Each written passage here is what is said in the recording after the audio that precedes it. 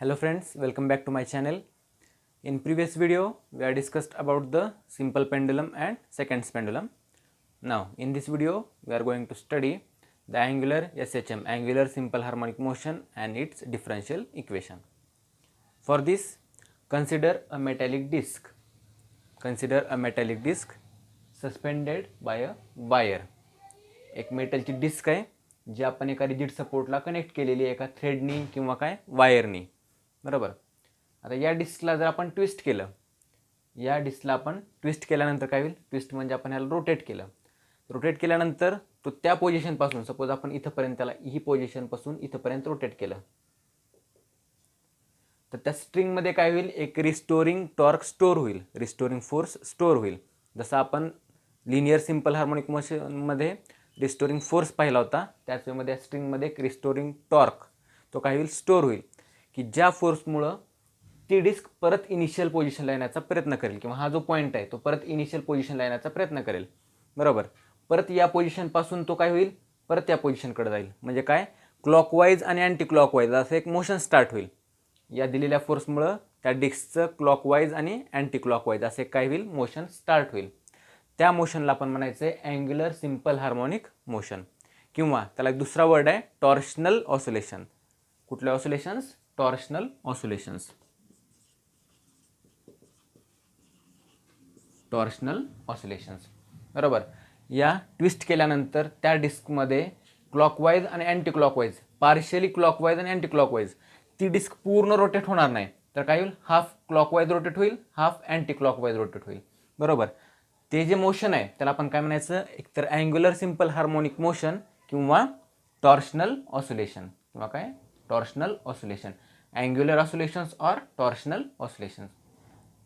आता याचं आपल्याला डिफरन्शियल इक्वेशन फाइंड करायचं आहे. त्यासाठी आपण लिनियर सिम्पल हार्मोनिक मोशनमध्ये बघितलं होतं restoring force is equals to minus K X. हे पाहिलेलं इक्वेशन आहे. K is constant and X is the displacement. आणि निगेटिव्ह साईन काय सांगतो?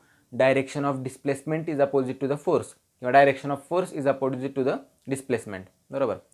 त्याच वेमध्ये इथं जो फोर्स आहे, इथं कुठला फोर्स आहे? तर टॉर्क. हे सिम्बॉल आहे टॉर्कचं. Torque is directly proportional to the angular displacement. Directly proportional to the angular displacement. Angular displacement 11th पण पाहिलेलं आहे, किंवा पहिल्या चॅप्टर जो 12th रोटेशनल डायनॅमिक्स त्यामध्ये पण पाहिलेलं आहे. आता ही जर पोझिशन आपण कन्सिडर केली तर इथं जो अँगल येईल हा थीटा असेल. बरोबर.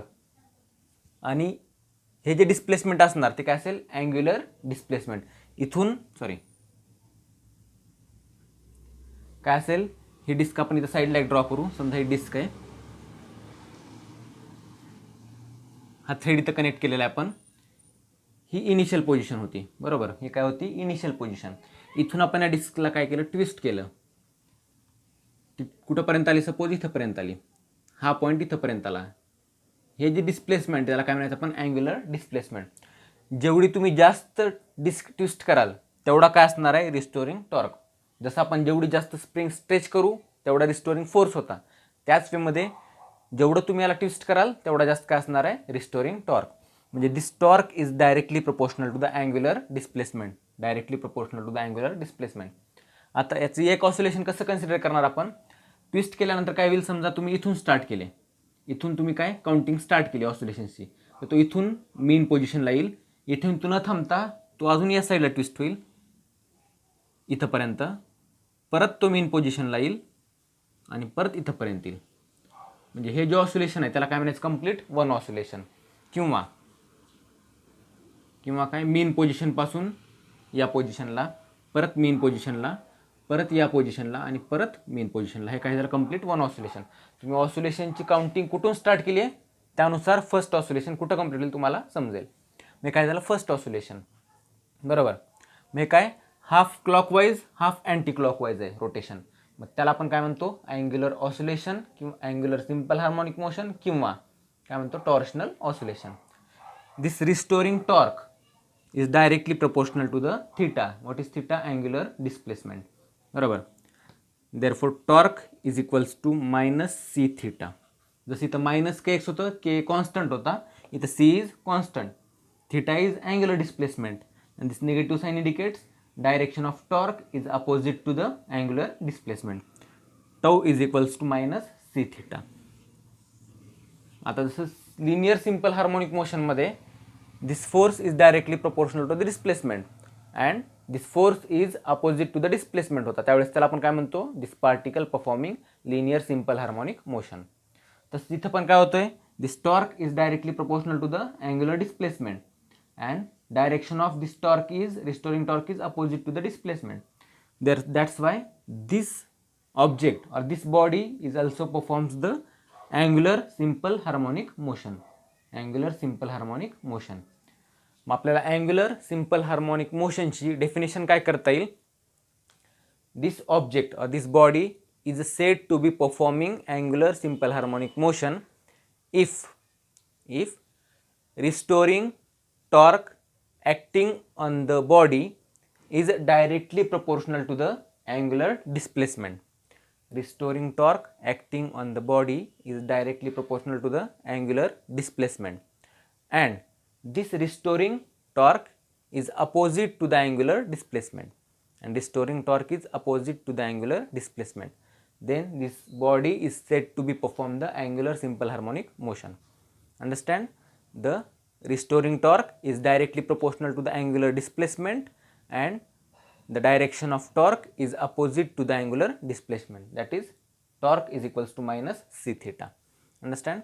आता नेक्स्ट आपण फर्स्ट चॅप्टरमध्येच रोटेशनल डायनॅमिक्समध्ये पण मुवमेंट ऑफ इनर्शियाची कन्सेप्ट पाहिलेली आहे. ज्यावेळेस रोटेटिंग ऑब्जेक्ट असेल त्यावेळेस आपण मुवमेंट ऑफ इनर्शिया कन्सिडर करतो, बरोबर. I is the moment of inertia आणि जो टॉर्क आहे, torque is equals to I alpha. हा टॉर्कचा अनदर फॉर्म्युला. जसं आपण लिनियर सिंपल हार्मोनिक मोशनमध्ये F is equals to mass into acceleration घेतलं होतं, बरोबर. इथं torque is equals to moment of inertia into angular acceleration येईल, अँग्युलर ॲक्सेलरेशन, बरोबर. अल्फा म्हणजे काय, तर ॲक्सेलरेशन आहे, कुठलं, angular acceleration. And I is the moment of inertia. ज्यावेळेस ऑब्जेक्ट रोटेटिंग असेल त्यावेळेस आपण मुवमेंट ऑफ इनर्शिया कन्सिडर करतो. That's why torque is equals to I alpha. Understand? आता दोन इक्वेशन, याला आपण इक्वेशन 1 म्हणू, याला इक्वेशन 2 म्हणू आणि डिफरन्शियल इक्वेशन फॉर्म करू. डिफरन्शियल इक्वेशन फाइंड करण्यासाठी दोन इक्वेशन कंपेअर करायचे. याचे सेम म्हणजे टॉर्क आहे दोन्ही पण. Therefore this I alpha is equals to minus C theta. तिथं आपण m into A is equals to minus K X घेतलं होतं. इथं अँग्युलर आहे म्हणून प्रत्येक क्वांटिटी चेंज झालेली आहे. I alpha is plus C theta is equals to 0. झालं. आय मुवमेंट ऑफ एनर्जी आहे, बरोबर. Alpha angular acceleration. ॲक्सेलरेशन म्हणजे rate of change in velocity आणि व्हेलॉसिटी म्हणजे rate of change in displacement. म्हणून आपण या अल्फाच्या जागी D square theta upon D T square लिहू शकतो. Rate of change in angular displacement आपण D square X upon D T square लिहितो एसाठी, तसं अल्फासाठी काय लिहिणार, D square theta upon D T square plus C theta is equals to 0. This is the differential equation of angular simple harmonic motion. Differential equation of angular simple harmonic motion. कळालं इथपर्यंत? लगेच आपण time पिरियडचा formula पण derive करायचा आहे. T is equals to 2 pi by omega. हा first formula आहे, बरोबर. दुसरा फॉर्म्युला आहे 2 pi root of A upon X. Acceleration per unit displacement. हा काय सिंपल हार्मोनिक मोशनसाठी होता, बरोबर. सिंपल पेंडुलमसाठी पण आपण डिराईव्ह केलेला आहे हा फॉर्म्युला. आता इथं ए म्हणजे काय असेल तर अल्फा असेल. हे लिनियर ॲक्सेलरेशन होतं, आपल्याला अँग्युलर ॲक्सेलरेशन पाहिजे म्हणजे अल्फा येईल. Acceleration per unit displacement, angular acceleration per unit angular displacement. That's why T is equals to 2 pi root of एच्या जागी काय लिहिणं आपण अल्फा आणि एक्सच्या जागी theta. where alpha is angular acceleration, theta is the angular displacement. कळालं? आता या चॅप्टरमधला नेक्स्ट पॉईंट आहे magnet vibrating in uniform magnetic field. Magnet vibrating in the uniform magnetic field. त्यासाठी आपण एक डायग्राम कन्सिडर केलेली आहे. Consider a magnet. हा मॅग्नेट कन्सिडर केलेला आहे. हा साऊथ पोल, हा नॉर्थ पोल. आणि ही जी एक आहे magnetic field, direction of magnetic field and mu is the magnetic dipole moment of the magnet. Magnetic dipole moment of the magnet. 11th मध्ये आपण मॅग्नेटिक डायपोल मोमेंटला स्मॉल एम वापरलेला आहे. इथं mu वापरलेला आहे. म्यू आणि स्मॉल एममध्ये कन्फ्युजन आहे, दोन्ही सेम क्वांटिटी आहेत, मॅग्नेटिक डायपोल मुवमेंट. आणि त्यासाठी आपण फॉर्म्युला पण स्टडी केला होता, torque is equals to mu B sine theta. Mu म्हणजे काय, मॅग्नेटिक डायपोल मुवमेंट, बी म्हणजे काय, मॅग्नेटिक फील्ड, आणि साइन थीटा म्हणजे हा अँगल. कुठला अँगल, मॅग्नेटमधला आणि या मॅग्नेटिक फील्डमधला. हो काय झाला, minus mu B sine theta. तो फॉर्म्युला काय असेल तर minus M B sine theta. M म्हणजेच काय, मॅग्नेटिक डायपोल मुवमेंट, म्यू म्हणजे पण magnetic dipole movement. Consider a magnet placed in the uniform magnetic field. Consider a magnet placed in the uniform magnetic field. Magnetic field is B and mu is the magnetic dipole moment of the magnet. Understand? आता हा जर magnet आपण याच डायरेक्शनला ठेवला, तुम्ही जर एक instrument पाहिला असेल, साईडला डायग्राममध्ये दाखवलेलं आहे, ते इन्स्ट्रुमेंट जर पाहिलं असेल, त्याच्यामध्ये तो जो मॅग्नेट आहे कॉन्स्टंट एकाच डायरेक्शनला राहतो. आणि जरी तुम्ही त्याला डिस्टर्ब करण्याचा प्रयत्न केला तर काय होईल, डिस्टर्ब झाल्यानंतर म्हणजे काय, समजा तो रोटेट झाला या पोझिशनला आला, तरी तो काय होईल, त्याची इनिशियल पोझिशन मिळवण्याचा प्रयत्न करतो, म्हणजे त्याच डायरेक्शनला काय होईल, तो सेम डायरेक्शनला येण्याचा प्रयत्न करतो. त्यामुळं काय होईल, तर त्याच्यामध्ये पण ऑसिलेशन स्टार्ट होतील आणि ते ऑसिलेशन सिम्पल हार्मोनिक मोशन असतील, हे आपल्याला प्रूफ करायचं आहे. कळालं? तुम्ही इन्स्ट्रुमेंट पाहिलेलं असेल, ते कंपास म्हणतात त्याला, त्याच्यामध्ये पण आपण त्याला डिस्टर्ब केल्यानंतर काय होईल, तो मॅग्नेट त्याची सुरुवातीची पोझिशन परत मिळवण्याचा प्रयत्न करतो. तीच कन्सेप्ट इथं आहे. आपण आता सॉल्व्ह करू इक्वेशन. याच्यामध्ये ऑलरेडी दिलेलं आहे, torque is equals to minus mu B sine theta. हा फॉर्म्युला आपण 11th ला पाहिलेला आहे, एम बी साइन थीटा. हा फॉर्म्युला पाहिलेला आहे, torque is equals to minus mu B sine theta. आता आपण याचं ॲक्सेलरेशनचं इक्वेशन फाइंड करायचं आहे. त्यासाठी परत आता जे आपण मुवमेंट ऑफ इनर्शियाचं इक्वेशन पाहिलं होतं, torque is equals to I alpha, हे इक्वेशन पाहिलं होतं, आणि torque is equals to mu B sine theta. आता आपण ही कंडिशन बऱ्याच वेळेस यूज केलेली आहे. If theta is very small then sin theta can be written as only theta. That's why torque is equals to minus mu b theta when theta is very small. And torque is equals to I alpha. दोन equation compare करा. I alpha is equals to minus mu b theta. Therefore angular acceleration is equals to minus mu b I into theta. आता mu बी आणि I ब्रॅकेटमध्ये का लिहिलं आहे, तर mu constant आहे. एकदा मॅग्नेट आपण घेतल्यानंतर त्याची मॅग्नेटिक डायपोल मोमेंट कॉन्स्टंट असेल, मॅग्नेटिक फील्ड ऑलरेडी आपण कॉन्स्टंट घेतलेली आहे, आणि त्या बार मॅग्नेटसाठी किंवा त्या मॅग्नेटसाठी मुवमेंट ऑफ एनर्जी आपण काय असेल, कॉन्स्टंट. म्हणजे पूर्ण क्वांटिटी काय, कॉन्स्टंट, दॅट इज अल्फा. म्हणजे angular acceleration is directly proportional to the angular displacement. हे काय झालं, अँग्युलर ॲक्सेलरेशन. आता याच्यासाठीच आपण टाईम पिरियड पण फाइंड करायचा आहे. Time period is given by 2 pi by omega. हा तर फॉर्म्युला जर्नल फॉर्म्युला आहे. Time period T is equals to 2 pi by omega, हा जनरल फॉर्म्युला आहे.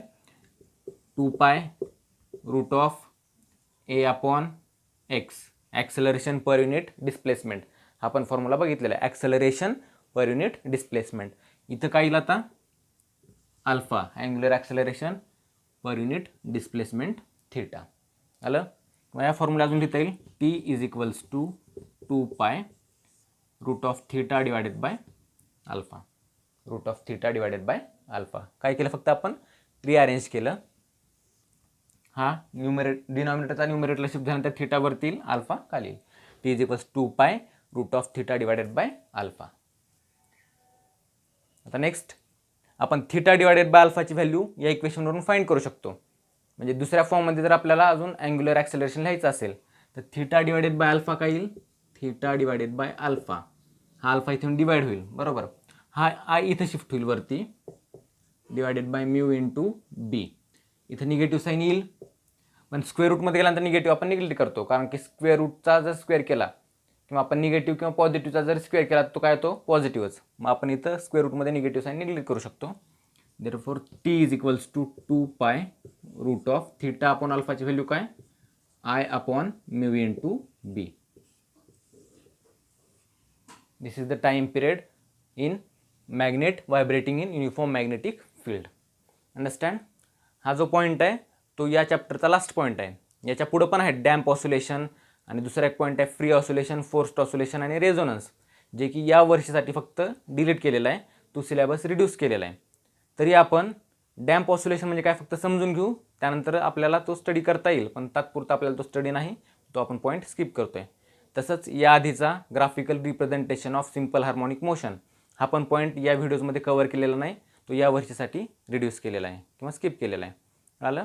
आता आपण बघूया डॅम्प ऑसिलेशन म्हणजे काय, फक्त ती कन्सेप्ट समजून घेऊया. नेक्स्ट पॉईंट आहे डॅम्प ऑसिलेशन. डॅम्प ऑसिलेशनसाठी आपण एक डायग्राम कन्सिडर केलेली आहे सिम्पल पेंडुलमची. ही मीन पोझिशन आहे 0ला पेंडुलमची, आणि या दोन एक्स्ट्रीम पोझिशन आहेत. म्हणजे त्या पेंडुलमचं ॲम्प्लिट्यूड किती आहे, 4 आहे. म्हणजे या डायरेक्शनला तो +4 पर्यंत, तो या डायरेक्शनला -4, म्हणजे त्याचा ॲम्प्लिट्यूड काय 4. आता हा जर सिम्पल पेंडुलम आपण एअरमध्ये ठेवला आणि आपण जर ऑब्झर्व केलं तर हा कंटिन्युअस 4 पर्यंत येणार नाही. समजा 15 मिनिटानंतर तो काय होईल तर 4 ऐवजी 3 पर्यंतच येईल.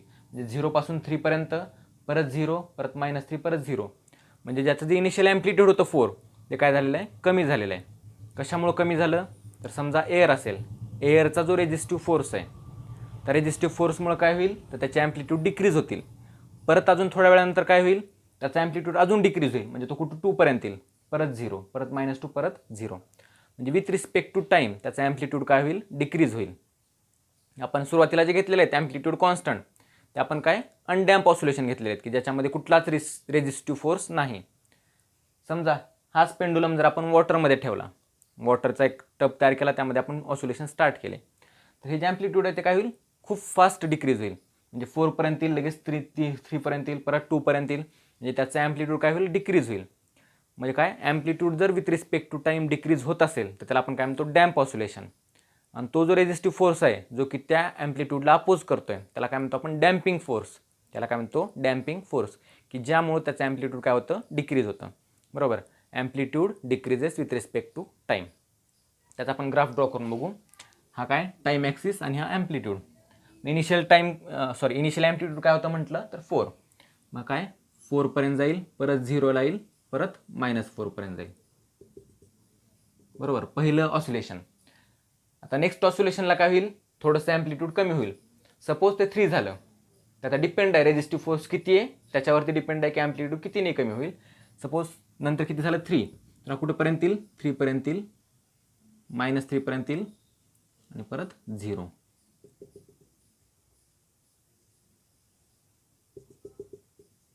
काय झालं, +3 -3 ॲम्प्लिट्यूड. परत नेक्स्ट ऑसिलेशनला अजून ॲम्प्लिट्यूड काय होईल, डिक्रीज होईल. तो 2 पर्यंत येईल, परत 1 पर्यंत येईल. असं होत काय होईल, त्याचा ॲम्प्लिट्यूड काय होईल, डिक्रीज होत जाईल. याला आपण काय म्हणतो, damp oscillation. Amplitude decreases with respect to time because of damping force किंवा रेजिस्टिव्ह फोर्स. हे काय, डॅम्प ऑसिलेशन. कळालं इथपर्यंत? आता नेक्स्ट व्हिडिओमध्ये आपण या चॅप्टरचे सॉल्व्ड न्यूमेरिकल्स घेऊ, आणि त्यानंतरच्या व्हिडिओमध्ये सगळे अनसॉल्व्ड न्यूमेरिकल्स आपण कव्हर करू.